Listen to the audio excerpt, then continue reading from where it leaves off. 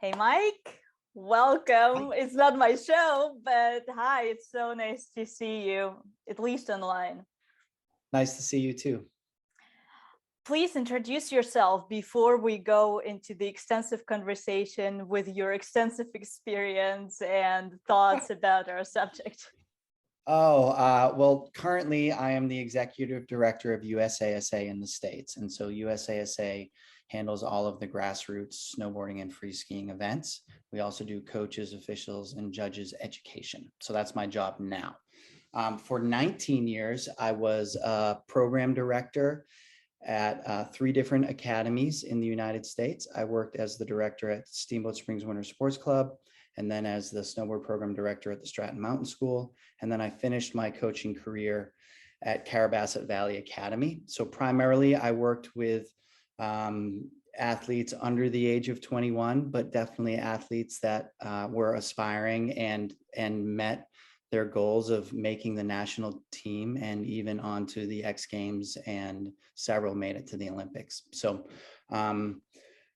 yeah, I never worked as a national team coach. I coached at 10 junior world championships, which is, I think, where I met you. I also am a FIS TD and have been, I do a lot of events and TD World Cups and things like that. So that's my background.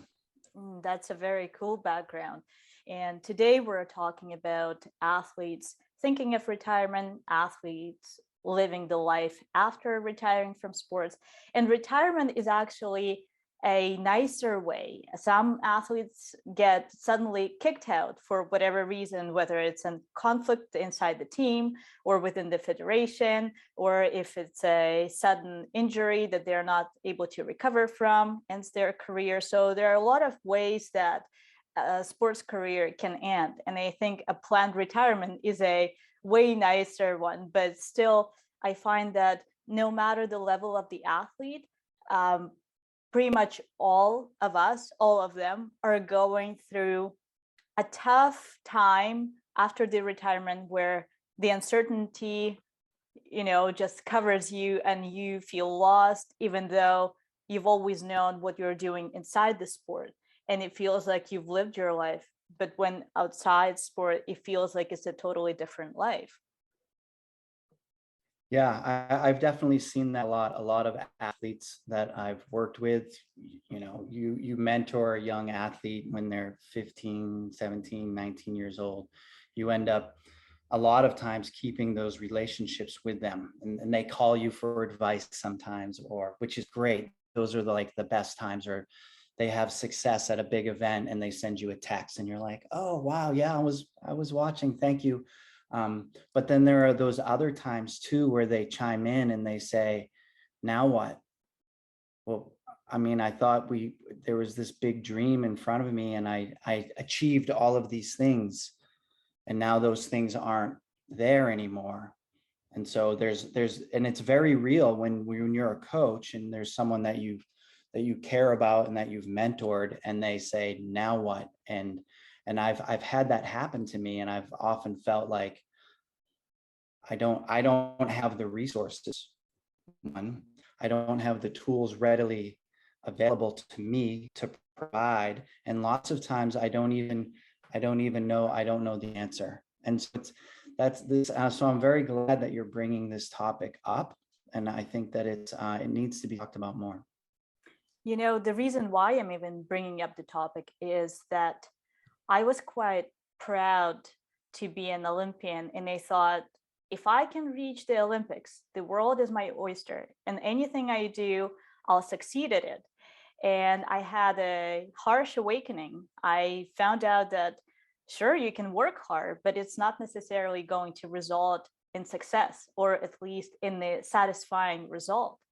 And so for me, I went through the rough patch of figuring out, because I was emotionally hurt getting out of the sport. So I drilled into the issue because that's my personality. I want to get to the point, to the main issue of why it happened, how it happened, what needs to be done. And a lot of people were watching it. And then athletes who retired later started reaching out to me saying, what is going on? What do you do? What kind of job do you look for? I've taken up a few jobs. I felt miserable. I don't know what's best, to go back to sports and maybe become a coach, but that's no longer a passion. Or do I go and look for another passion, but I don't even know what my next passion is? So the approach of a researcher can take, a few years, and some people get impatient, get tired. And so, how do you think, and whether you think it's applicable to have coaches being taught the process of sort of recovery from in between the sport, the recovery, and the new passion, and how long this should be? Yeah, I think that's an interesting question. Let me ask you a question, but I will answer. So so your primary coach was your dad, if I remember. Correct. Correct, right. And so did your dad have formal education from your federation, or did he have formal education as a coach? No, he's an engineer. He's an Okay. engineer and self-taught snowboarder. And then him and I took up the path of Olympic snowboarding as an entrepreneurial idea, to see what we could do with all our resources, with the ability to network, to build relationships. And that's how it all started, and being able to observe and learn from the environment. And that's how we got to the Yeah, highest. and I'm not like singling it out, but I want to make a comparison because I knew that your dad was an engineer. I remember speaking with him sometime, and I was like, well, you're doing pretty good for somebody who's just figuring it out as you go. And so this is my comparison that I wanted to make. I am a trained coach. I'm the highest level coach, and I have been from early on. I've been this is my life. I'm going to be 49 years old, and since the beginning, since way before Nagano in '98, before that, I was a coach, and I always have been. And I've taken every class and written curriculums and done education. And at no point ever have I had any preparation for this conversation. And so my comparison is that whether it was your dad or me or some other coach, at least in my time, I think now maybe it's more okay to start to talk about these things. But I think you're onto something. I really believe that if you or any athlete that I worked with, or any athlete that coaches are working with now, can help athletes identify, this is your athletic life now, and this is why we're here, and this is why we're training. I'm just going to use these terms, like an athletic life. This is what you're doing as an athlete. It becomes so encompassing that the athlete embodies the life of the athlete. And we know that dedication is sometimes needed at the highest level, if not almost mandatory. But if coaches had the skill set to be able to work with athletes, and there was more information available about, here's where you're an athlete, and here are your goals, and here are, whatever the philosophy is, controlling the things you can control. That was like what I always tried to teach. That so no matter what happens today, at the end of the day, you can say, I prepared well, I ate the best meals, I had good relationships with my family, my equipment was prepared, I woke up on time, I had extra lenses, the right gloves, my wax was good, I DQ'd on the third gate. Okay, I still prepared well. So that if coaches had tools to say, okay, we're at this point in your career, your fist points are starting to drop down. Let's start to think about what other skills that you have in your life, or maybe you're building a college career at the same time, so that there's an additional focus besides the athletic focus. Because I think the feeling that athletes get when it's over is self-identity. Who am I? I was only an athlete. I was chasing, like you said, you were chasing a dream and chasing a goal, and it became so hyper focused And nobody stopped you from that. They pushed you towards it because they wanted you to be successful and to achieve your goals. And all of this work went into it. But then when it's over, what work goes into that? And so I think it's an interesting, opportunity to try to create more ideas around this. Well, when I speak with different athletes, and what I find is interesting, that the motivation behind staying in the sport or continuing the sport is very different for every athlete. You know, whether it's proving something to a parent, whether it's the way of making money, whether it's being too afraid to get out of the sport because they don't know what else they're capable of, whether thinking that they missed their opportunity to either get the education or get a job or anything like it. And the scariest part is that when the psychological part is not synced with the physical starts to break down, because that's when injuries happen, because the focus is no longer 100% there. You know, the mind is wandering, and then injuries happen. And that's when people start hurting themselves. And that's not all right. And it's dangerous, you know, and people around them get affected. Do you think that, so did you do like goal setting and expectations with your coach? Um, I Like some Okay. sort of Yeah. written or So I'll documentation of, explain to you how we worked. okay. A lot of the times, my dad was my mirror. So I was, you know, showing him something and getting feedback from him. We were a team. However, I've put in so much energy into studying, you know, whether it's the physiology, whether it's sports psychology, whatever that was. And it was also observing my competition. And a lot of the times I observed male athletes more than female, because they are higher performers in the sense of time wise and strategy, and male brains work differently. So I was trying to see where's the middle ground between all of that. So with my goals, yes. And that's, for me personally, what was the easiest part in sports is that everything is predetermined. For me to qualify for the European Cup, I have to have this many points. If I want to go to World Cup, I have to get this many points. If I want to place and win the certificate, not the certification, the license, the Olympic license, that's what I have to do. And it's very easy. And I am an achiever. I've always been, and it's easy for me. The minute you set the goal, it's achievable for me. I find a way to achieve it. And that's a trait of a personality. However, when you get out of the sport, you start setting out your own goals. And that's a completely different subject, because nothing is predetermined and nothing is guaranteed. Where in terms of sports, you have some guaranteed milestones that are getting you up there, or you can measure yourself against it. Yeah. And I think there is some translation there between athletic life and setting goals and then putting steps to the goals. And I'm back to my philosophy, controlling the things you can control, right? And so I'm wondering now, if I had been armed with a different tool set, and as I'm sitting with my young athletes, some of them, I won't name names, who went on to achieve success at the Olympics, if I sat with them, and when they wrote, I want to go to the Olympics, and I'm like, okay, is it measurable? Yep. Is it achievable? Right. And so you have to, it has to check all the boxes as a good goal.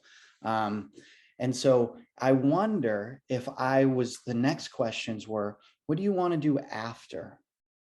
There was never, and I told you this before the interview, that after Vancouver in 2010, where I went as support and I was working for FIS, but there were several athletes there that I had coached when they were younger, and we hugged and we made it, we're here. And it was such a great moment. And I remember feeling afterwards a little let down, because the Olympic experience, I expected to feel this fulfillment. And I saw that in the athletes as well. They were kind of like, and when I had a private conversation of like, I thought it would be different. This is just another contest. That's what someone said to me, an Olympian. And I was like, because I had been a facilitator of dreams and expectations, but I never ever asked the question. And I think this is what you're onto and where we can create some new ground, is that for coaches and federations and for programs to prepare as much for after sport, for mental health, for transition out of sport, and to create programs so that athletes have preparation for the exit. Think of all the preparation for the entry. Think of all the preparation that goes years, 10, 12 years before you make it to your first opening ceremonies or your first X Games final. Think of all of the years of preparation. And then when it's over, Right. no prep. So that's like, there's a spot there. There's a place there to provide training and education. I definitely believe that. Would you think that it would be more fulfilling for the coaches to be part of the athlete's life and fully release them from the sports with that final step? Yes, like I said before, I feel this guilt that I perpetuated a focus and believing everything I read in all of the books, control expectations, manage the things that you can control, teach joy, teach love of snowboarding, teach love of being a part of an athletic process that will then lead to something. So it was never ever about winning. It was only about achieving the steps in the process. And then maybe you win one day, maybe, because you can't control what everybody else can do. You can't control what the judges are going to say about your run or what somebody else decides to do when they show up. So the only opportunity for success is to just say, you have to feel happy about doing a good job, all the steps in the puzzle. And for me, that felt like a safe place. So I wasn't giving any athletes any information that wasn't true. But so if I could have learned more, or if I could tell myself now what I knew then, I would have said, let's start to prepare you. So yes, your focus is here. You have your eyes on, the next games or the next big event, but also in the background, let's start to talk about what you're doing in your personal development, what other adolescents or young adults might be doing in this time in their lives who aren't athletes. Because like when you were getting ready to go to the Olympics, other young women your age were doing this, and this, and you weren't doing those things because you were so focused on another thing. And so I think there needs to be a responsibility for developing, not just saying, body, mind, and spirit. That means more than the athletic self. It means the personal self, the sociological self, the physiological self. So yes, I would love to do it again, or even have the tools now to still be able to assist athletes through that transition, for sure. Again, speaking with athletes, I find that a lot of them found family within the sports, a family that they missed at home.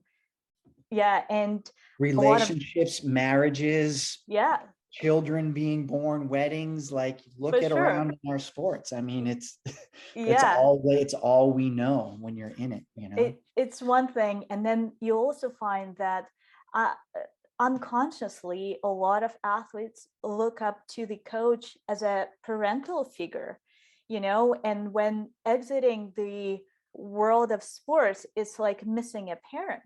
So they're going through almost a grief time where they've been separated from something that's so close to them. And I also think that coaches who really put their soul and heart into their work, they connect with athletes on a way deeper level. So every time they say goodbye, maybe coaches are tougher that way because they have to release a lot of athletes throughout their career. But for the athlete to be torn apart from that family, from that belonging, because it's the sense of belonging too that they're missing when they exit, because they no longer belong to something so big and exciting. Yes, I think that it's really a federation's responsibility as they're educating coaches and athletes to, if they're not already. I know in the United States that there's a lot of work that has been done in the last few years to help athletes transition out.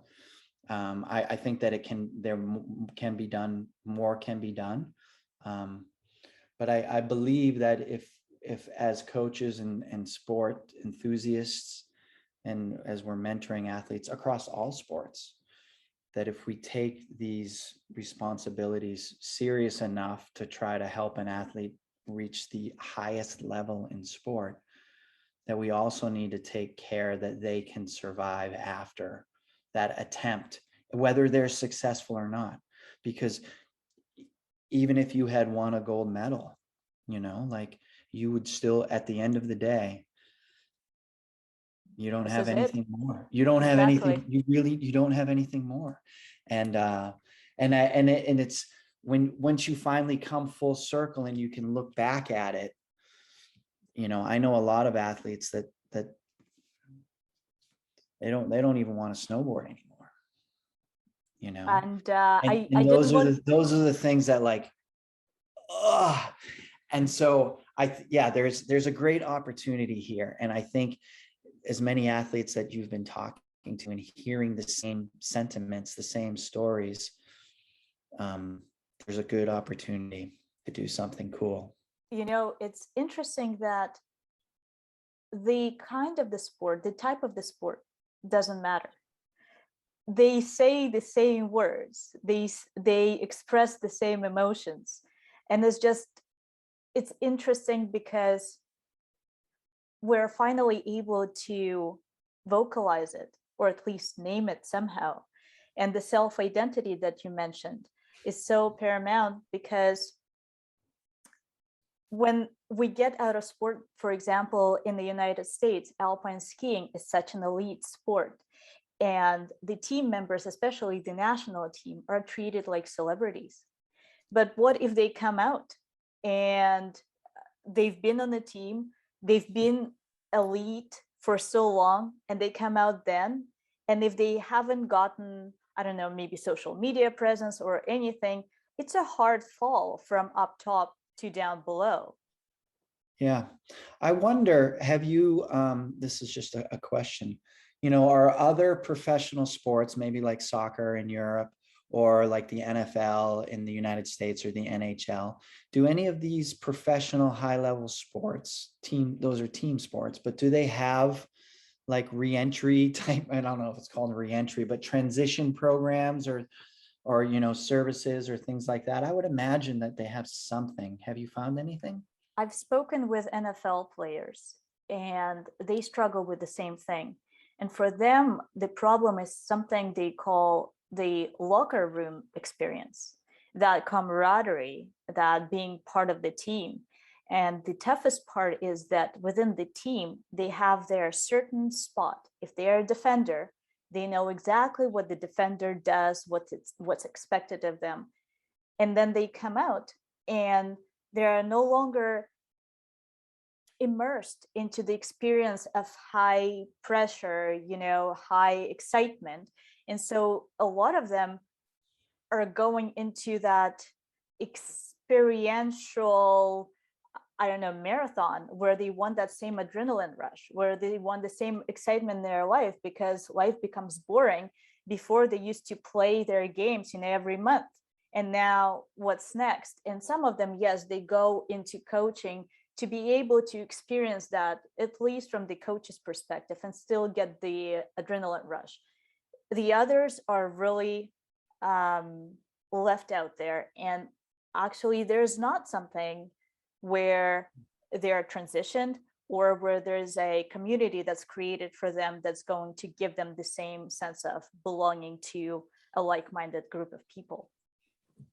Yeah, that I'm a little amazed that there isn't, but I also feel like it's just a shift in culture. I think, definitely in the last couple of years, I think we can all agree that whether it's a political environment or the COVID pandemic, that mental health has been challenged on a lot of levels. I think the stresses of the last 2 years, I think, have exposed a lot of weaknesses in everybody, myself included. Like when you are forced into a situation of uncomfort and the world was turned upside down, is still being turned upside down, a lot of these things come to light, and you like remember what's important.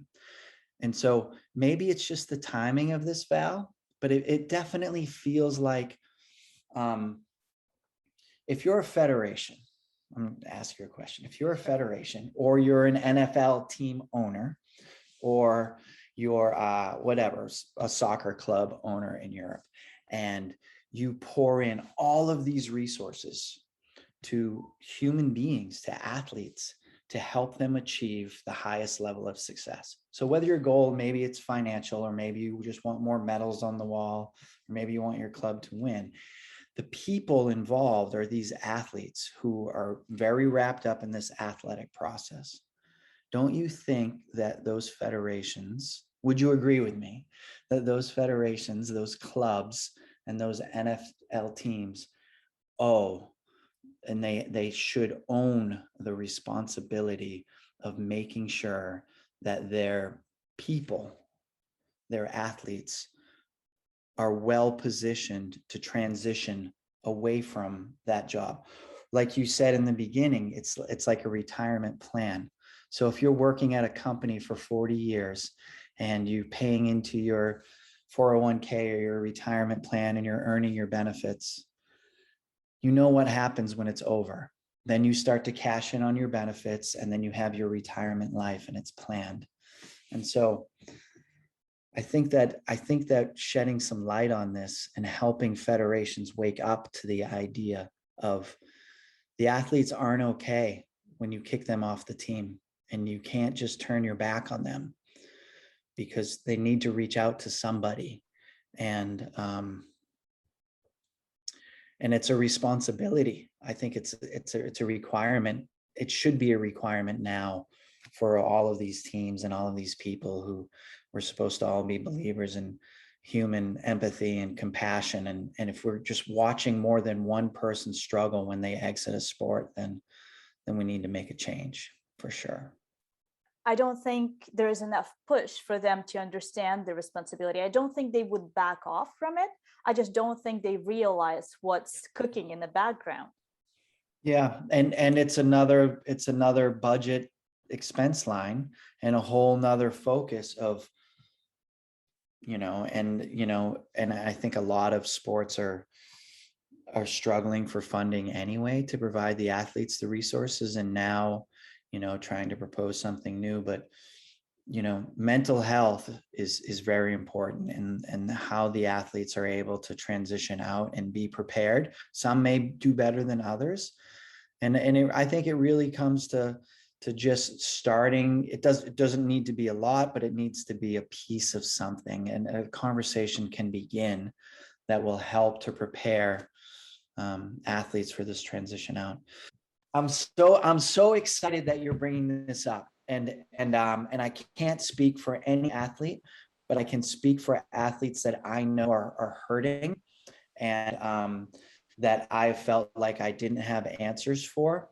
That this is very good work, and this is needed. This is absolutely needed, and I'd be happy to jump on a panel or do what I can.